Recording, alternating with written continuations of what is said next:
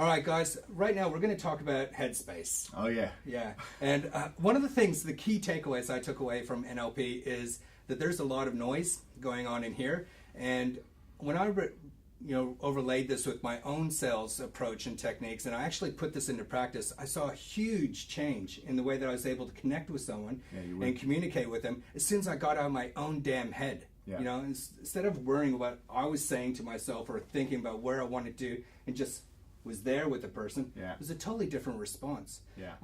So do you want to walk us through a bit about Headspace? Yeah, I mean, there's a couple of things that instantly spring to mind that are relevant here. One is what you're saying, get out of your head. We have so much inner dialogue. It's estimated 20,000 words a day with ourselves, of which 16,000 is defamatory or negative or downtrodden ourselves. And you ask yourself, how long would you keep a friend in your life if 4/5 of their language with you was to slag you off and put you down, right? You just wouldn't keep them as a friend. Yet most people do that. That's what we mean by Headspace, well, that inner noise. So it's learning to sift through that and filter the best of that and change that. You've got a conscious choice to do that. You can consciously create your own thinking. So that's one point I'd say. Yeah, because you never say that to anyone else. The no. Stuff we say to ourselves. Yeah, often, right? The stuff you say to yourself. Yeah, or if somebody was to say it to you, you'd be upset. Yeah, we've got sometimes, depending on who, you can definitely mask that. So I think Headspace is letting go of the negative inner self-talk and reframing that. I'll talk to that in a second, a little bit longer, with limiting beliefs and patterns. The point you said as well, though, is actually being present, right? Is that there's all this noise and conversations, and actually for an NLP, being present to what's going on right here, right now. So that's, again, eliminate all the noise and be focused on what's important for right here, right now would be another one of those for Headspace. So I think for a great quick tip for sales is, before you're going into a meeting, just center yourself, just remind yourself, what's the purpose? What's the intention? What's the outcome? What's the intention for the other party? Not for you, but what's the intention for the other party? Because that forces you to be in your mind and get in your headspace of being present with what you're about to go to as well. So that's one quick one. Yeah. So there are things that can be a challenge, because you're about to walk in the door, in cold calling in particular, you don't know what the other party is going to be like. But I think realizing that you can't control everything, and it's even more important to be present with that person and give them your full attention, because you want to be seen as reliable and trustworthy. And you're not going to do that if you're thinking about other things in your head. But sometimes you can bring an energy into that engagement that isn't really helpful, and it's because of some limiting beliefs that you might have in your head.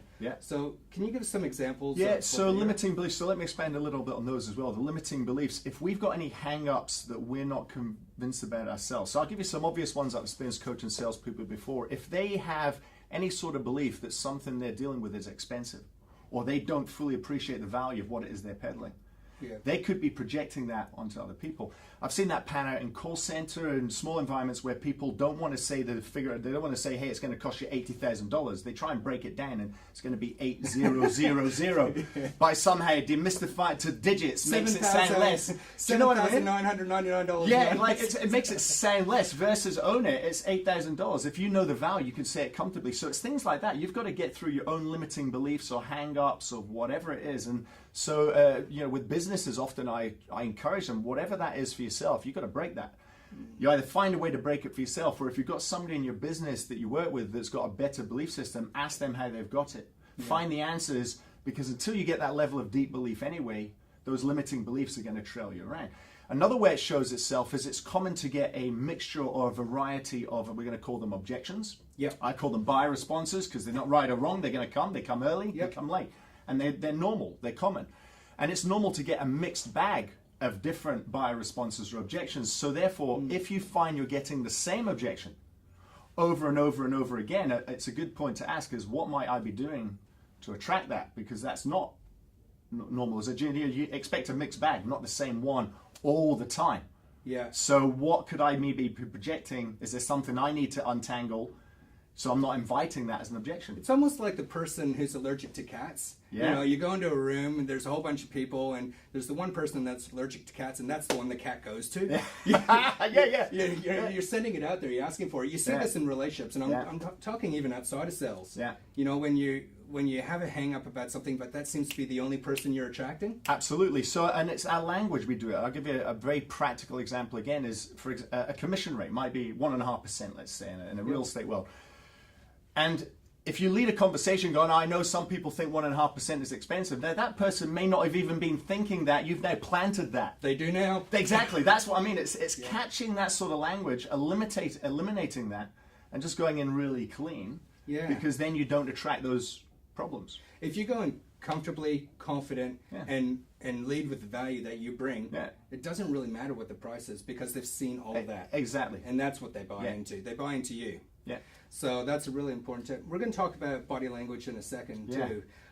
When we talk about mindset and limiting beliefs, is there any quick tricks? I know a couple that I do for myself, but is there anything that you do, maybe going out even before you go and present to the large audiences that you do? Is there any warm-up things that you do?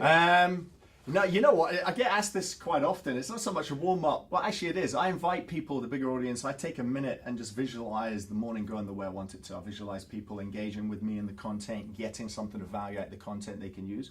So to me, I actually do believe in just visualizing that path flowing. And I always have nerves. Because for me, it's not because I'm nervous because I don't want to present. I'm nervous because I want people to get value. It's a good thing. It feeds you and fuels you to be the best version of yourself. So that's not so I just see that as well. It's not a negative thing. It's a positive thing. I have for 20 years now, and that works. But also for me, I take this tradition of kind of visualizing for a minute, and sometimes at big keynotes, I might invite the team I'm working with to join me and do that. Yeah, that's one. I think the nerves is a really important part because it shows that you care. Yeah. And if you could just take a moment and think about why is it that I care? What am I wanting to achieve in this? And then that gets you on the path of how you see it working out. And as you said, visualizing it. Visualize it. Something I do is whenever I'm presenting to an audience or I'm going into a sales meeting or potentially a tough person, I know I'm already inviting that in, but by reputation or whatever, I think about every great presentation I've done. I think about every great sales presentation I've done. I think about all the great relationships that I have within the industry, and I bring that in. I invite that into myself. And just even thinking about that right then, just those few little words, makes you stand a little bit taller, stronger, and I guarantee you'll be going into that office with a totally different headspace. I love it. Yeah, it's reminding yourself of those wins and reminding yourself of the value that you know you're going to add. Exactly. Yeah. Sure. Another quick one I would be in, particularly for sales, if it's sales meetings, is more grounded and practical, being present again, is what's the intention of this meeting? What's the outcome? And having a really clear, succinct, short agenda. What's the intention? What do I want to achieve with the other person for them? What's the most likely next steps going to be? By really having a clear roadmap in your mind and going in with an agenda, it's one of the tools I taught to. It takes 20, 30 seconds, and yet that forces you into the moment to be present with intention and purpose for the other party. So I think that's another quick tool you can use. When training my sales team, so we talk about the power of intent and really communicating that. The old-fashioned one was agenda setting. I like power of intent. Sounds a bit sexier. What are your thoughts about being upfront and honest at the beginning? Hey, if I only got 5 minutes, this is what I'm hoping to do or want to cover off with you. Absolutely. Absolutely. There's two paths that I guess is if you've landed that meeting, that face-to-face, then you've managed expectations about what that actually is. And if you're going to only get 5 minutes, use that 5 minutes really wisely, I think, be honest and upfront. Show some sort of value, build some sort of value, because the only way you land, in my experience, and particularly more complex sales, it takes time because people have to discover the value before they're going to sign off on it. You can't close a deal in 5 minutes like that.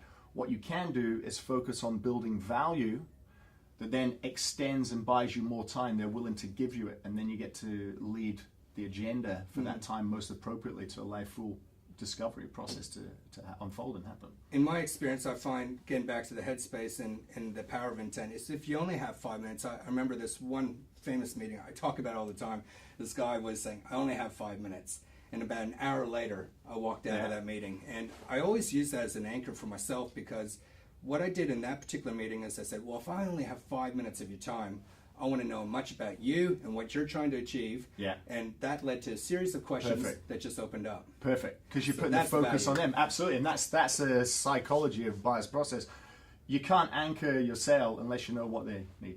You've got to find out about them. Then you educate them about you. So that's perfect. So it's using that whatever time you've got with great purpose to add value and get more time, extended time to follow the whole process out. So to wrap it up with, when we talk about headspace and limiting beliefs, we're talking about, beware of what the energy is that you're bringing into the meeting. What you're thinking about. Be clear about what your intent is. Shadow out anything else that's going to get in the way.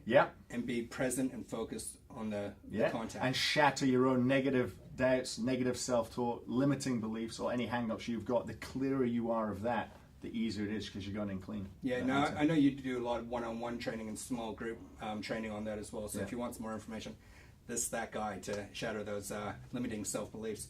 But we're going to talk about body language in, Yes. in the next little section. We'll do another one, yeah. All right, excellent. Thanks, guys. Stick around.